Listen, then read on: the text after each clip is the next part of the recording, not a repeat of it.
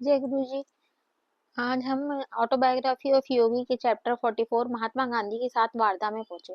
वार्ता में आपका स्वागत है। महात्मा गांधी के सचिव श्री महादेव देसाई ने इन शब्दों के साथ खद्दर की मालाएं भेंट करते हुए हुए मिस ब्लेज, श्री राइट और मेरा स्वागत किया।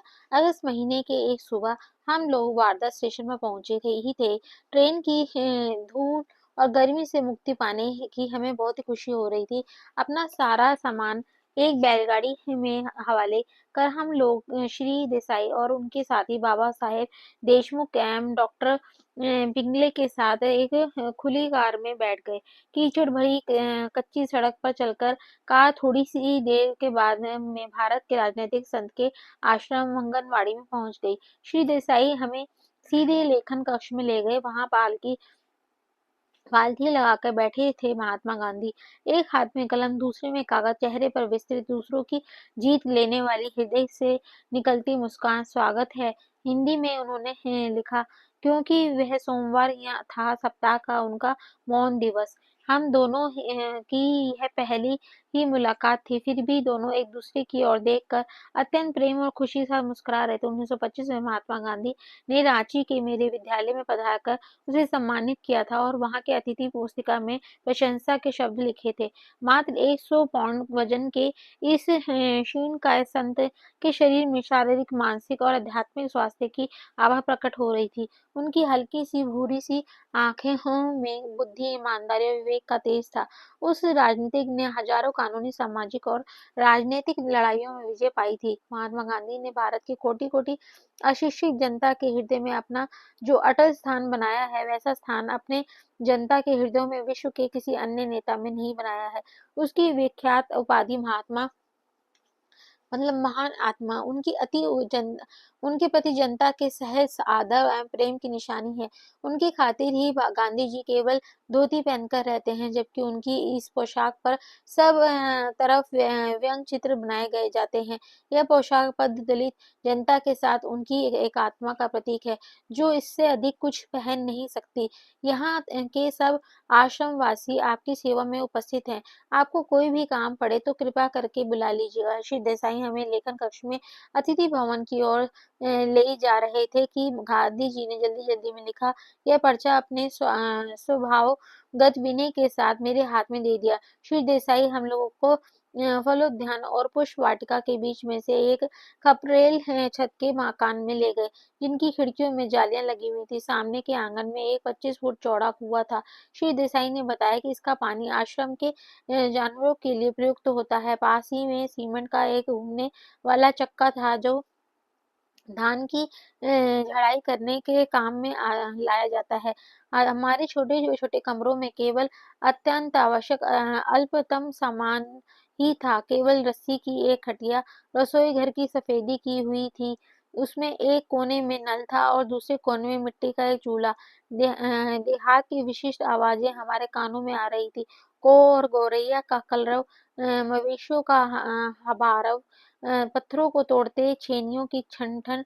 श्री राइट की यात्रा दैनंदिनी पर दृष्टि पड़ी तो श्री देसाई ने उसे खोला और एक पन्ने पर महात्मा गांधी के अनुयायियों सत्याग्रहियों द्वारा लिए जाने वाले सत्याग्रह व्रत में शामिल प्रतिज्ञाओं की सूची उसमें उन्होंने लिख दी थी। अहिंसा, सत्य, असत्य, ब्रह्मचर्य, अपरिग्रह, शारीरिक श्रम, स्वाद इंद्रियां पर नियंत्रण, निर्भयता, सर्वधर्म समभाव, स्वदेशी, अस्पृश्यता से मुक्ति, इन 11 प्रतिज्ञाओं का विनम्रता के साथ पालन किया जाना चाहिए। दूसरे दिन महात्मा गांधी ने स्वयं इस पन्ने पर अपने हस्ताक्षर किए और तारीख भी डाल दी, 27 अगस्त 1935। हमारे आगमन के 2 घंटे बाद हम लोगों को भोजन के लिए बुलाया गया। महात्मा गांधी पहले ही बरामदे में अपनी थाली के सामने बैठे हुए थे। वह बरामदा उनके लेखन कक्ष के सामने ही आंगन के इस पार था। लगभग 25 सत्याग्रही पीतल की थालियों और कटोरियां अपने अपने सामने लिए बैठे हुए थे। सामूहिक प्रार्थना के बाद पीतल के विशाल पात्रों से भोजन परोसा जाने लगा। भोजन में घी लगाई हुई रोटियां, सब्जी और नींबू का अचार था। गांधी जी ने रोटियां, उबाले हुए चुकंदर, कुछ कच्ची सब्जियां तथा संतरे खाए। उनकी थाली में एक और काफी बड़ी मात्रा में नीम के कड़वे पत्तों की चटनी थी। नीम उत्कृष्ट रक्त शोधक है। एक चम्मच में उन्होंने थोड़ी सी चटनी मेरी थाली में डाल दी। बचपन के वे दिन मुझे याद आ गए जब माँ मुझे जबरदस्ती यह अप्रिय औषधि देती थी। मैंने पानी के साथ वह चटनी गले से नीचे उतार दी, परंतु गांधी जी उसे आराम से थोड़ा थोड़ा करके बिना किसी अरुचि के खा रहे थे। इस छोटी सी घटना से गांधी जी को अपने मन की इच्छा अनुसार इंद्रियों से अलग करने की क्षमता मेरे ध्यान में आ गई। कुछ समय वर्ष पहले किए गए उनके अधि किए गए उनके अपेंडिक्स के ऑपरेशन की मुझे याद आ गई, जिसे उस समय बहुत प्रसिद्धि में भी दी गई थी। बेहोशी की दवा देने से इनकार कर ऑपरेशन के दौरान सारा समय वे प्रफुल्लित मन से अपने अनुयायियों के साथ बात कर रहे थे। उनके चेहरे पर शांत मुस्कान ये साफ बता रही थी कि उन्हें दर्द का कोई एहसास ही नहीं हो रहा था। दोपहर में मुझे गांधी जी की विख्यात शिष्या मीराबेन से बातचीत करने का अवसर मिला। मीराबेन एक अंग्रेजी नौसेना प्रमुख एडमिरल की पुत्री जिनका नाम आश्रम में आने से पहले मिस मैडलिन स्लेट था। अपने दैनिक कार्यक्रम का विशुद्ध हिंदी में विवरण सुनाते हुए मजबूत सा लगता उनका शांत चेहरा उत्साह से खिल उठा। ग्रामोद्धार का कार्य बड़ा संतोषजनक है। प्रतिदिन सुबह 5 बजे हम लोग का एक दल आसपास के ग्रामीण की सेवा करने तथा उन्हें स्वास्थ्य एवं सफाई संबंधी साधारण बातों की जानकारी देने जाते हैं। हम लोग उनकी घास-फूस की झोपड़ियों एवं शौचालयों की सफाई करने की विशेष ध्यान रखते हैं। ग्रामीण जन अशिक्षित हैं, उदाहरण के बिना उन्हें शिक्षित नहीं किया जा सकता। वे प्रसन्नता के साथ हंस पड़ी। उच्च कुल की इस अंग्रेज महिला को मैं आदर भरी दृष्टि से देख रहा था, जो सच्ची ईसाई विनम्रता हृदय से धारण किए मल और सफाई तक का काम कर रही थी, जिसे साधारणतः केवल अस्पृश्य लोग ही करते हैं। उन्होंने मुझे बताया, मैं 1925 में भारत आई। इस देश में आकर मुझे ऐसा लगता है कि मैं अपने घर वापस आ गई हूँ। अब मैं अपने पुराने जीवन और पुराने तौर तरीकों में कभी लौटना नहीं चाहूँगी। फिर थोड़ी देर हमने अमेरिका के बारे में चर्चा की। उन्होंने कहा, भारत आने वाले अनेक अमेरिकी लोगों की आध्यात्मिक विषयों में गहरी रुचि देखकर मुझे सदा ही आनंद और आश्चर्य होता है। मीराबेन के साथ शीघ्र ही चरखा चलाने में व्यस्त हो गए। महात्मा गांधी के प्रयत्नों के फलस्वरूप चरखा अब भारत के ग्रामीण इलाकों में सर्वव्यापी हो गया है। कुटीर उद्योगों में पुनर्जीवन को प्रोत्साहन करने के लिए गांधी जी के पास ठोस अर्थशास्त्री और सांस्कृतिक कारण है। तथापि वे सभी आधुनिक प्रगति से कट्टरता के साथ दूर रहने की सलाह भी नहीं देते हैं। उनके अपने राष्ट्रव्यापी व्यस्त जीवन में मशीनों, रेलगाड़ियों, मोटर गाड़ियों और टेलीग्राफ ने महत्वपूर्ण भूमिका निभाई है। 50 वर्ष की जनसेवा, जेल के अंदर बाहर आना-जाना, राजनीतिक जगत की छोटी से बड़ी बातों की उसकी कठोर वास्तविकता के साथ दिन-प्रतिदिन संघर्ष, इन सब बातों द्वारा उनके जीवन में और अधिक संतुलन आया है।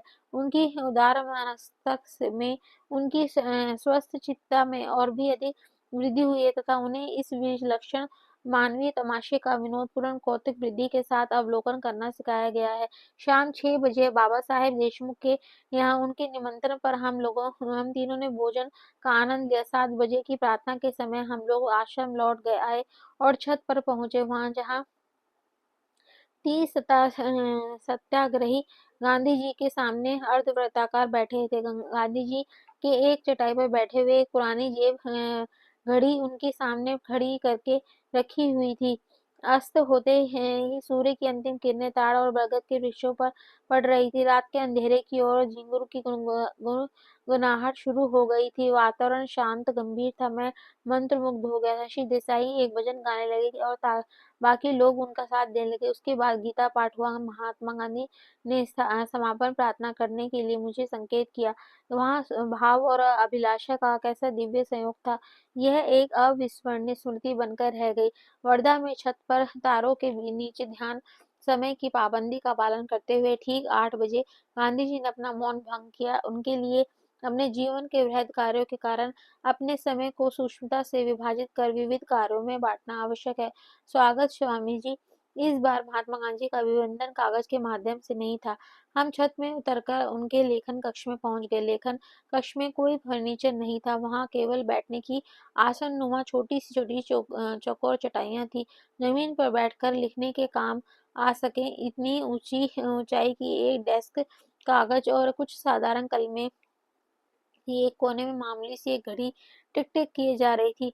उस कमरे में शांति और भक्ति का वातावरण था। गांधी जी अपनी मोहक लगभग दंत विहीन मुस्कान बिखेर रहे थे। उन्होंने बताया, अपने पत्र व्यवहार हेतु समय निकालने के लिए मैंने कई वर्षों पूर्व सप्ताह में एक दिन मौन रखना शुरू किया है।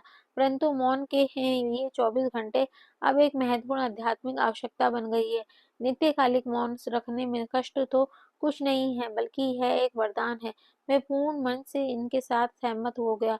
महात्मा गांधी जी ने मुझे अमेरिका और यूरोप के विषय में प्रश्न किए। हमने भारत और विश्व की परिस्थितियों पर चर्चा की। कमरे की में श्री देसाई ने प्रवेश करते ही गांधी जी ने उनसे कहा, महादेव, तो कल रात टाउन हॉल में योग शास्त्र और स्वामी जी के व्याख्यान की व्यवस्था करो। रात को जब अपने कमरे में जाने के लिए मैं उठा तो गांधी जी ने सेंट्रोनेला ऑयल की एक शीशी मेरे हाथ में दे दी। वार्धा के मच्छर अहिंसा के बारे में कुछ नहीं जानते। स्वामी जी हंसते हुए उन्होंने कहा, दूसरे दिन सुबह जल्दी से ही दूध में गुड़ के साथ बनाए हुए दलिये का नाश्ता हम लोगों के में ने किया। 10:30 बजे गांधी जी और सत्याग्रहियों के साथ भोजन करने के लिए हमें बुलाया गया। आज भोजन में हाथ से कुटे हुए चावलों का भात, सब्जी और इलायची के दाने थे।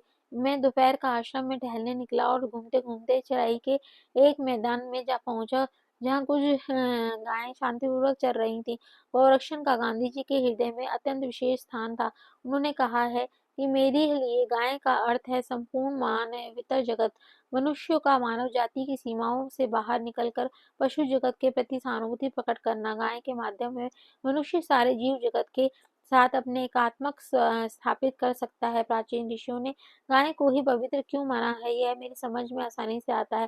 भारत में गाय ही सर्वोत्तम उदाहरण प्राणी थी, क्योंकि गाय अनेक प्रकारों से मनुष्य में समृद्धि की जननी है। न केवल वह दूध देती है, बल्कि कृषि कर्म में उसी के कारण संभव हुआ है। गाय करुणा का काव्य है। इस निरीह प्राणी से मनुष्य करुणा में भाव का प्रदर्शन करता है। लाखों मानव प्राणियों के लिए गाय दूसरी माता है। गौरक्षण का अर्थ है ईश्वर की समस्त मूक सृष्टि की रक्षा, और रक्षा करना हमारा और भी अधिक महत्वपूर्ण कर्तव्य बन जाता है, क्योंकि वह बोल नहीं सकती। धर्मप्राय हिंदू के लिए कुछ दैनिक धार्मिक कृत्य बताए गए हैं। उनमें से एक है भूत यज्ञ, अर्थात प्राणी जगत के अन्न अर्पण करना। यह कर्म इस बात का प्रतीक है कि मनुष्य की सृष्टि में कि उन कम विकसित जीवों के प्रति अपने कर्तव्यों का बोध है, जो प्रकृति के द्वारा शरीर के साथ एक रूप हो गए हैं।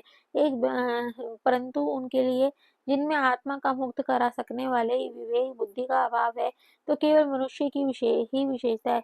इस प्रकार भूत यज्ञ निर्बलों की सहायता के लिए मनुष्य की तत्परता को सुदृढ़ बनाता है। जैसे मनुष्य भी बदले में उच्च अदृश्य जीवों में असंख्य प्रकार की सहायता पाता है। भूमि, समुद्र, आकाश से में प्रकृति ने जो नवशक्ति प्रदायक उपहार जगह जगह बहुतायत में बिखेरे रखे हैं, उनके लिए मानव जाति ऋण में बंधी हुई है। प्रकृति, प्राणी जगत, मानव तथा सूक्ष्म जगत के देवताओं के बीच क्रम विकास की भिन्न भिन्न अवस्थाओं के कारण परस्पर संपर्क में जो बाधाएं हैं, उन्हें मूक प्रेम के दैनिक यज्ञों के द्वारा ही पार किया जा सकता है, जो प्रतिदिन करने चाहिए। ऐसे दो अन्य यज्ञ हैं, पितृयज्ञ और नृयज्ञ। पितृयज्ञ में पितरों के लिए तर्पण किया जाता है। यह गत पीढ़ियों के ऋण की स्वीकृति का प्रतीक है, जिनका ज्ञान संपदा आज मानव जाति की राह दिखा रही है। न नृ यज्ञ का अर्थ है अभेक्तों को या गरीबों को भोजन अर्पण करना। यह मनुष्य के समकालीन दायित्वों का, अर्थात उनके साथ संसार में जी रहे अन्य जीवों के प्रति कर्तव्यों का प्रतीक है। दोपहर में गांधी जी द्वारा छोटी छोटी बच्चियों के लिए चलाए जा रहे आश्रम को भेंट देकर मैंने अपना यज्ञ पूरा किया। कार में 10 मिनट के हैं इस रास्ते पर श्री राइट भी मेरे साथ आए हुए थे। रंग बिरंगी साड़ियां पहने ये बालिकाएं ऐसी लग रही थी मानो लंबे लंबे डंठलों पर छोटे छोटे फूल लगे हुए हों। बाहर खुले मैदान में ही मैंने हिंदी में छोटा सा भाषण दिया। भाषण खत्म होते होते बादलों ने अचानक पानी बरसाना शुरू कर दिया। हंसते हुए श्री राइट और मैं कार में घुस गए और घनी बारिश में मंगनवाड़ी की ओर तेजी से बढ़ चले।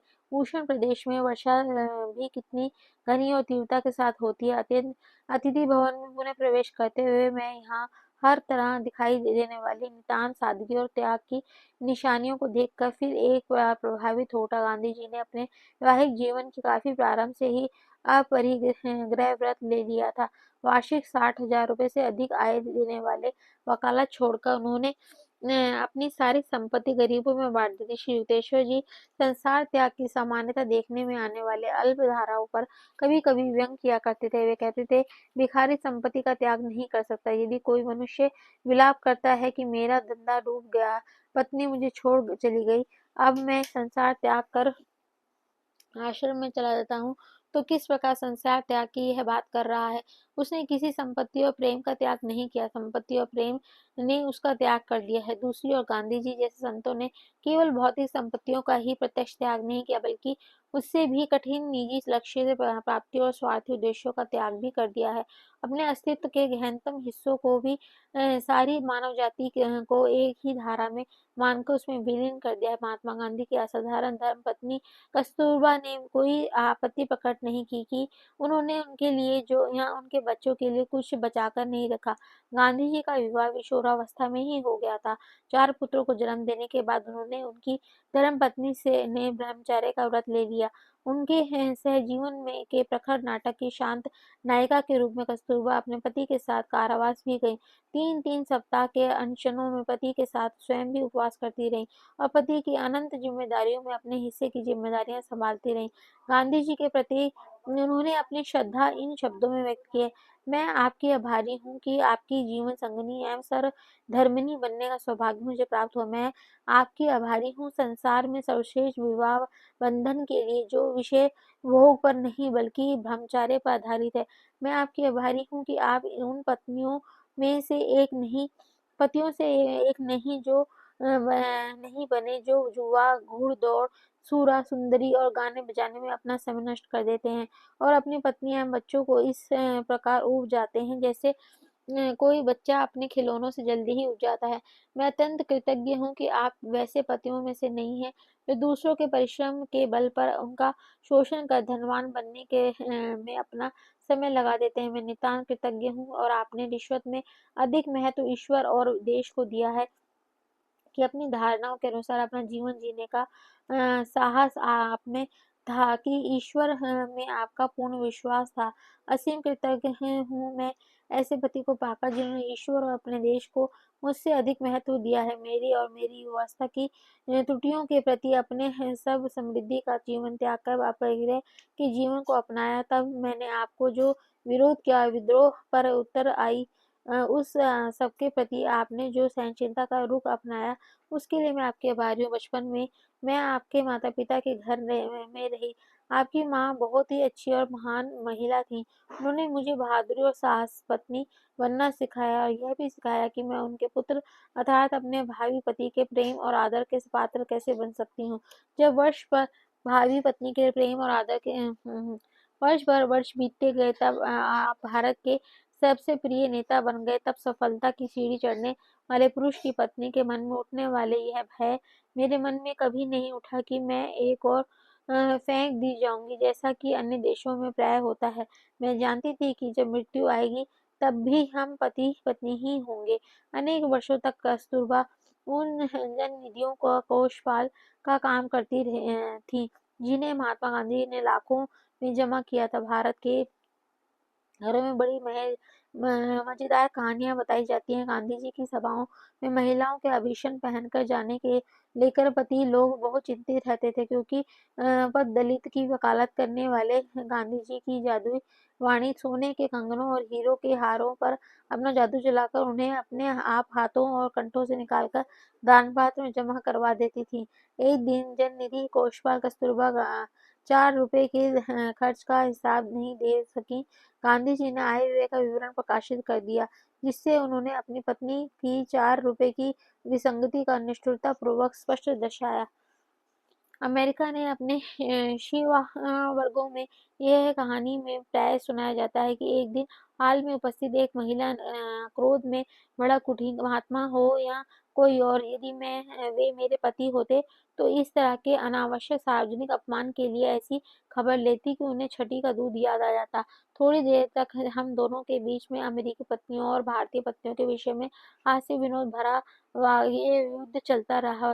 तत्पश्चात मैंने पूरी तरह से बात समझाई। मैंने कहा, कस्तूरबा महात्मा गांधी को अपना पति नहीं बल्कि अपना गुरु मानती हैं, जिससे छोटी सी भूल के लिए भी कड़ी फटकार लगाने का अधिकार होता है। कस्तूरबा को इस तरह सार्वजनिक फटकार लगाने के कुछ समय बाद गांधी जी को एक राजनीतिक आरोप में कारावास की सजा हो गई। जब वे शांत भाव से अपनी पत्नी से विदा ले रहे थे, तब उनके पैरों में गिरी पड़ी और विनम्रता के साथ हाथ जोड़कर बोली, गुरुदेव, यदि मैंने आपका मन दुखाया हो तो मुझे क्षमा कीजिए।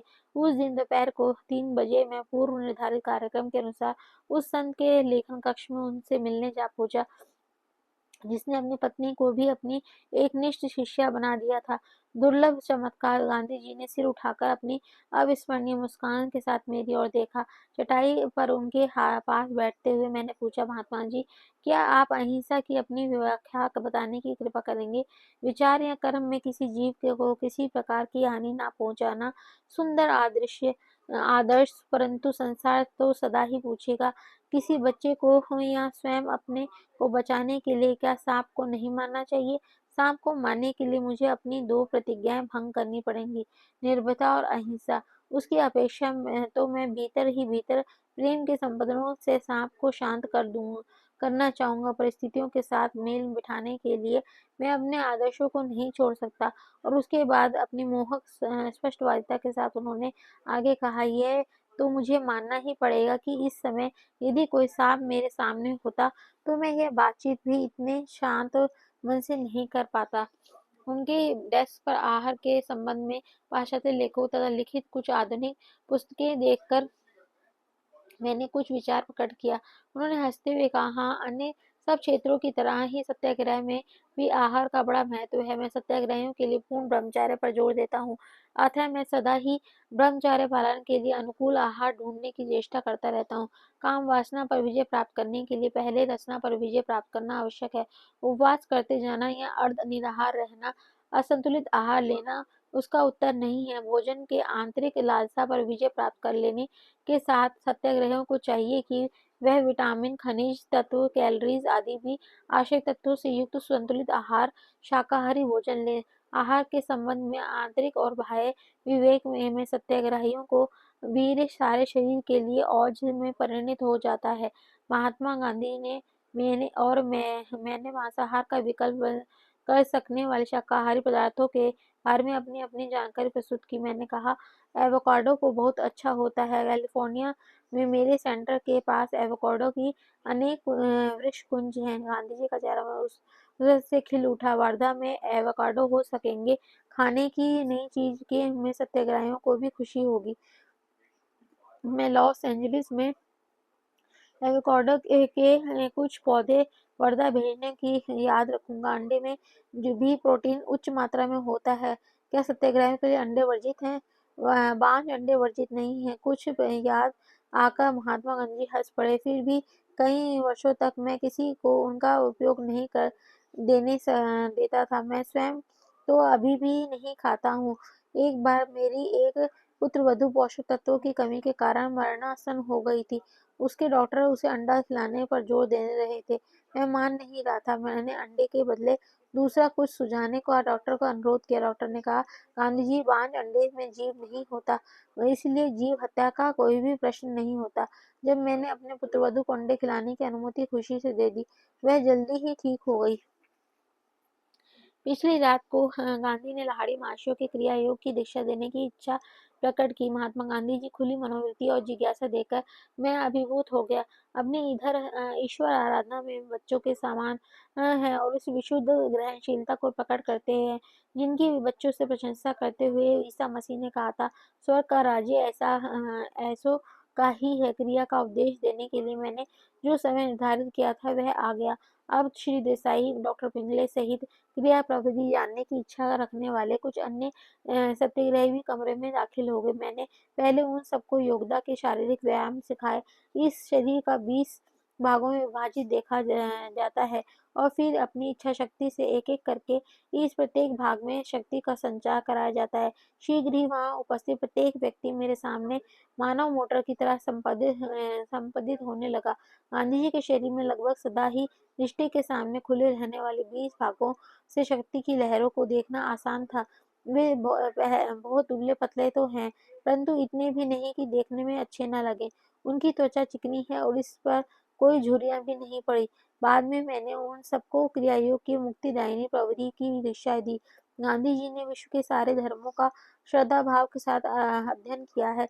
जैन शास्त्र, बाइबल का न्यू टेस्टामेंट और टॉलस्टॉय तथा समाजशास्त्रीय साहित्य गांधी जी के अहिंसा सिद्धांत के मुख्य प्रेरणा स्रोत हैं। उन्होंने अपने विश्वास के बारे में इस प्रकार कहा है, मैं बाइबल, कुरान, जीर्ण अवस्था को वेदों के समान ही ईश्वर प्रेरित मानता हूँ।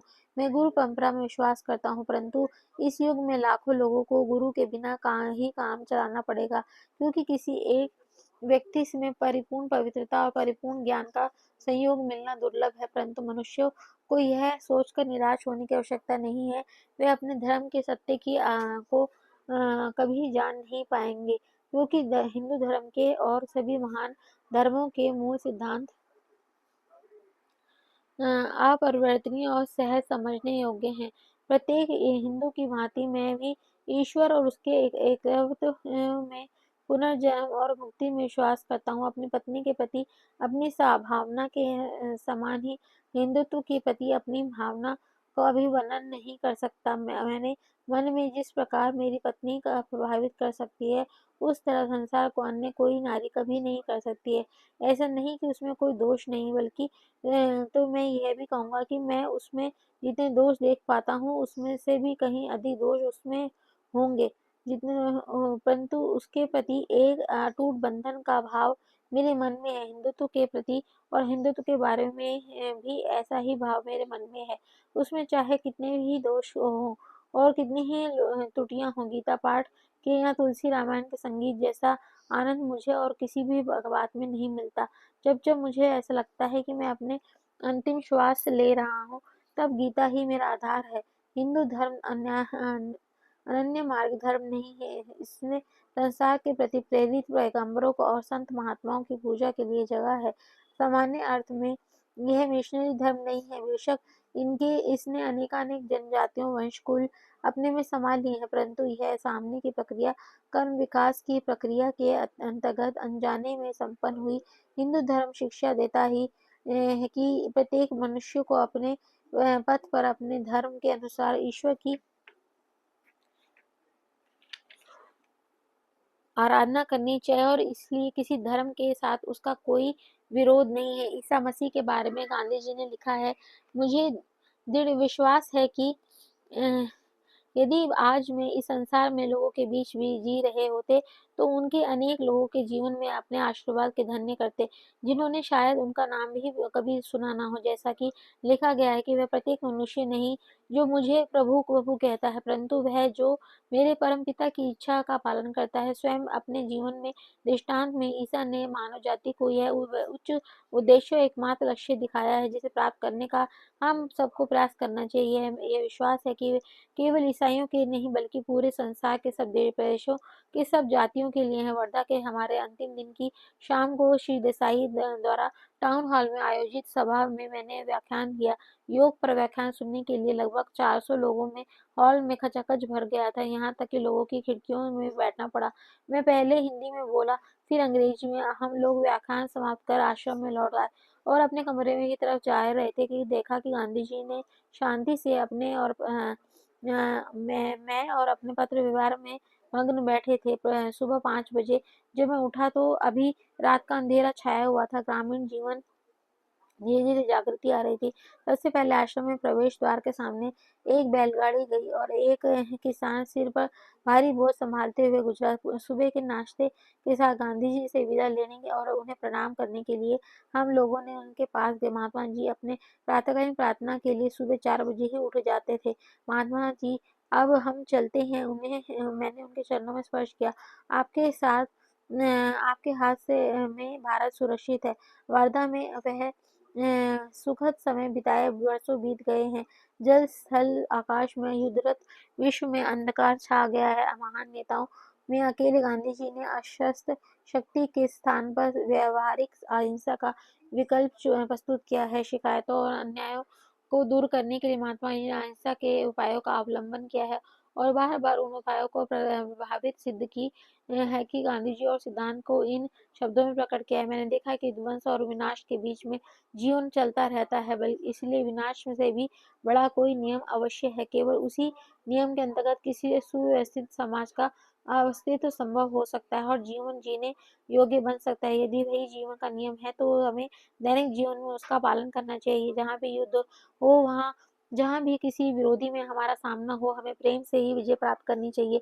मैंने देखा है कि प्रेम के अदूर नियम में मेरे जीवन की ऐसी समाधान दिए हैं जो विनाश के नियम के कभी भी नहीं है। जितने मैंने बड़े पैमाने पर इस नियम की कायरता का प्रत्यक्ष उदाहरण देखना संभव हो सकता है, उतने ही बड़े पैमाने पर हमने यह उदाहरण भारत में प्रत्यक्ष देखा है। मैं यह नहीं कह रहा हूँ कि भारत के 36 करोड़ लोगों के मन में अहिंसा ने घर बना लिया है, परंतु मैं यह दावा करता हूँ कि अत्यंत अल्प समय में यह अन्य किसी भी सिद्धांत की अपेक्षा कहीं अधिक गहराई तक उतर गई। अहिंसा का मानसिक अवस्था प्राप्त करने के लिए अत्यंत कष्टप्रद साधना की आवश्यकता होती है। उसके लिए सैनिक के जीवन में भांति कठोर अनुशासनबद्ध जीवन की आवश्यकता होती है। इसकी पूर्णता कभी तभी आती है जब मैंने शरीर एवं वाणी में पूर्ण समन्वय स्थापित किया। यदि हम सत्य और अहिंसा के नियम को अपने जीवन में नियम बनाने की ठान ले तो प्रत्येक समस्या अपने आप समाधान स्वयं प्रस्तुत कर देगी। विश्व का राजनीतिक घटनाक्रम इस सत्य की ओर कटु संकेत कर रहा है कि आध्यात्मिक दृष्टि के बिना मनुष्य का विनाश सुनिश्चित है। यदि धर्म में नहीं तो विज्ञान में मानव जाति के मन में असुरक्षा और सब भौतिक पदार्थों की निस्वार्थता की अस्फुटक सी भावना जगा दी है। यह सचमुच मनुष्य अपने स्रोत और उद्यम अपने भीतर से परमात्मा के पास न जाए तो और कहाँ जाए। इतिहास पर दृष्टि को तो यह कहना पूर्णतः तर्कसंगत होगा।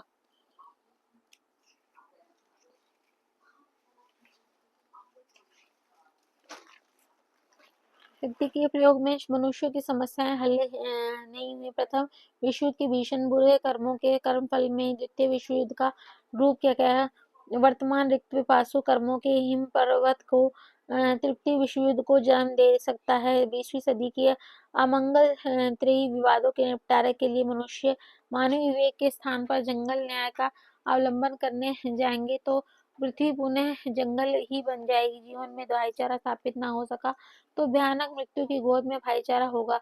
यह ऐसे घृणित परिणाम के लिए नहीं था कि ईश्वर ने मनुष्य को अणुशक्ति का आविष्कार करने को दिया था। युद्ध और अपराध में कभी कोई लाभ नहीं होता।